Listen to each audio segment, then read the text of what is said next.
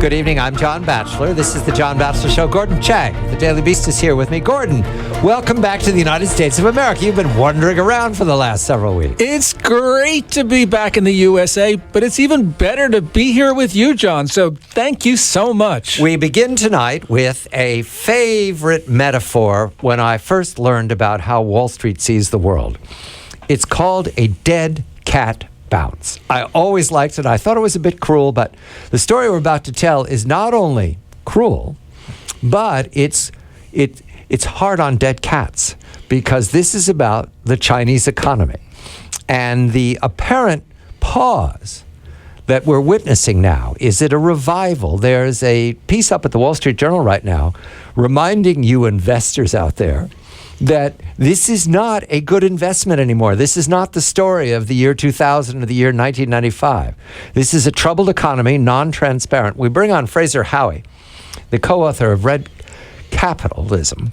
Fraser, a very good morning to you. I read, surprisingly, that an organization called Anbang most recently bid on the Starwood hotels and resorts worldwide. That's everybody stayed in Starwood at some point in the past. They were bidding with a huge amount of money, $14 billion. And I saw the headlines and I didn't pay attention to the fact that they walked away from the deal. Does this fact that you put $14 billion on the table one day, Anbang Insurance Company of China, and then the next day you disappear out the door, does this connect to the idea of a dead cat bounce? Good morning to you. Hi, good evening, gentlemen. How are you? I think they're different, but they're both illustrating two very important things of the Chinese economy. Firstly, with the Anbang deal, the fact that you have this company, not necessarily coming out of nowhere, but certainly an upstart player, as you would say, coming with a very high-profile deal, all upsetting the apple cart of a deal which was already assumed to be done, and then walking away. It throws into the credibility of Anbang as an investor, and frankly, almost any Chinese investor. For Anbang to do what it's done, to have done so many deals already globally, clearly was well connected, clearly had financing available to it. So now to walk away from such a high-profile deal, I think basically casts a shadow on every Chinese deal and every Chinese investor. You've got to double-check and ask all the questions over and over again until you have certainty. As for the dead cat bounce, it's connected. What it's that about, of course, is because the recent numbers coming out of China, and there were some trade numbers yesterday, weren't as bad as expected. So people say, hey, look, maybe the Chinese economy is not as bad. But I would say, look, this is not a recovery. This is a pause and an ongoing fall. And the questions of debt buildup in China remain as big a problem as ever. And if anything, it's only getting worse because the government refuses to tackle the underlying issues. So, Fraser, our good friend Ann Stevenson Yang calls this a dead panda bounce, and she's probably right. You refer to something which I think is absolutely critical, and that is the buildup of debt. To the extent that there has been a pause in the fall, it's because the government's been spending like real fast. So the question is, how sustainable is this? And the way to get that is to ask a more technical question, and that is, how much faster is debt growing than gross domestic product, if you assume that the official GDP numbers are right? If we assume that GDP numbers are right, then you're talking about growth of being somewhere 6.5, maybe 6.8, something like that, for pure illustration purposes.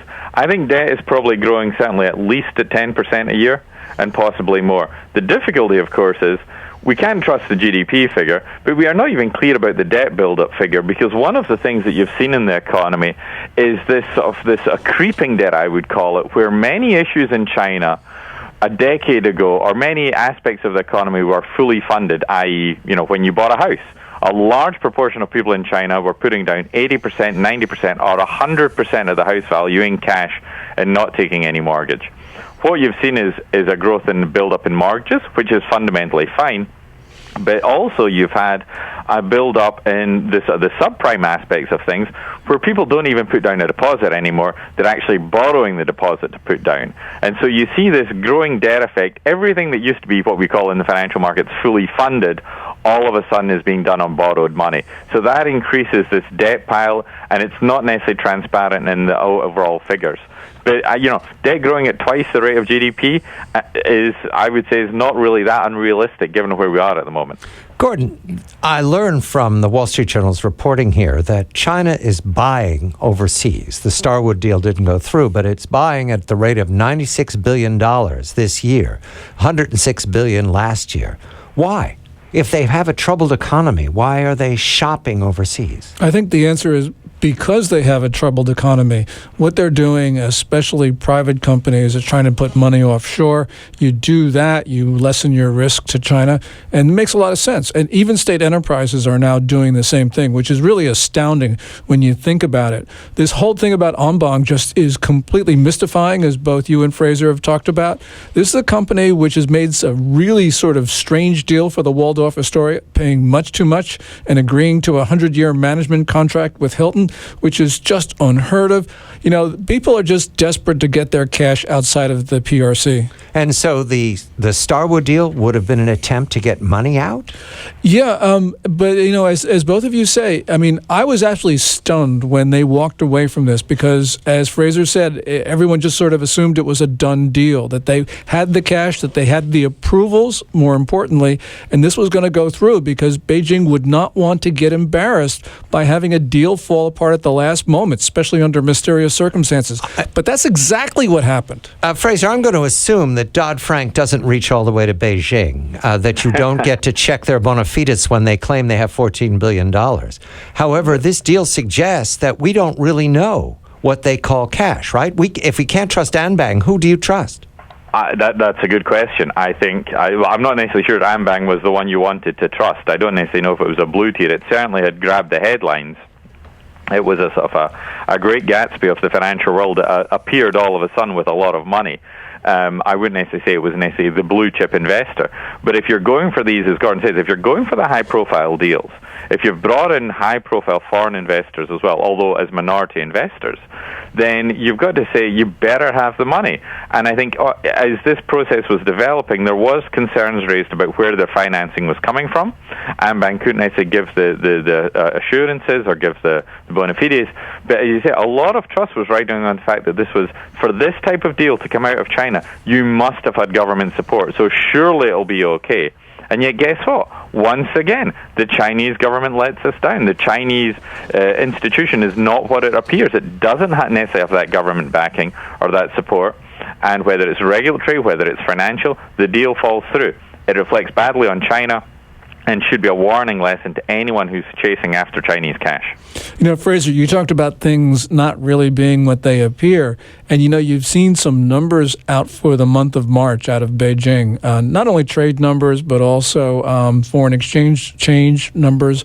They have beaten expert estimates and analysts by wide margins, leading me to believe that maybe that what we're seeing right now is increased February, because I can't believe that the Chinese economy turned after a disastrous January and February, turned around and having miraculous March. This just seems to me to be much too good to be true. I think it is too good to be true. And the way I sort of come, it's not just a case of foreigners don't believe the numbers. Forever, as you know as well, Gordon, you come across people, investors, and I was speaking to one investor recently, a CEO of a large insurance company in Europe. He had said he'd just been in meetings with the PBOC, and he said over the table that even the Chinese were joking and laughing about how the economy was growing at 6%. The Chinese themselves don't believe their own numbers.